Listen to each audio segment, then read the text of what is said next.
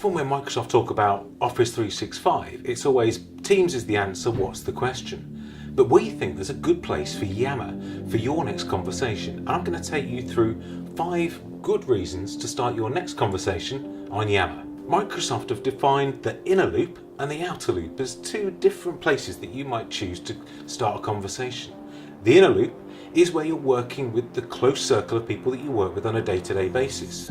Whereas the outer loop is when you're working across the company or potentially with external people as well, where a conversation doesn't just exist within the team that you're working in or the project, but you want to get extra people to join in that conversation as well. Yammer utilizes the Microsoft Graph, so it's able to show the most relevant information.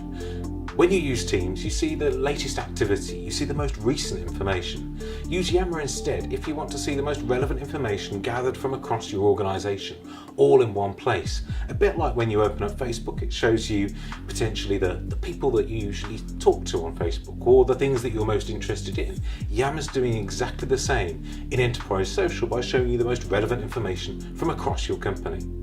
The third reason to use it is to get better executive engagement.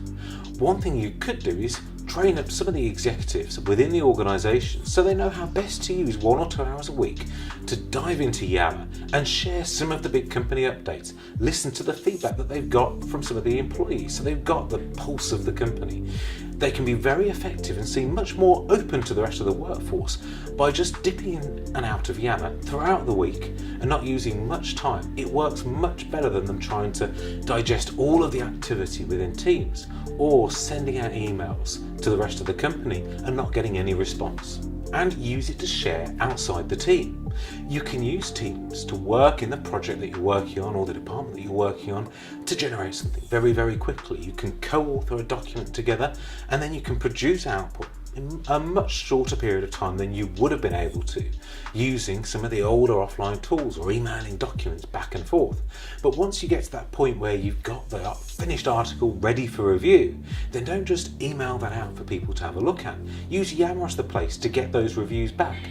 People within the organisation will be able to benefit from being able to search that in the future. So Microsoft Search being a place where they'll be able to search across Yammer, Teams and other places that they've got access to.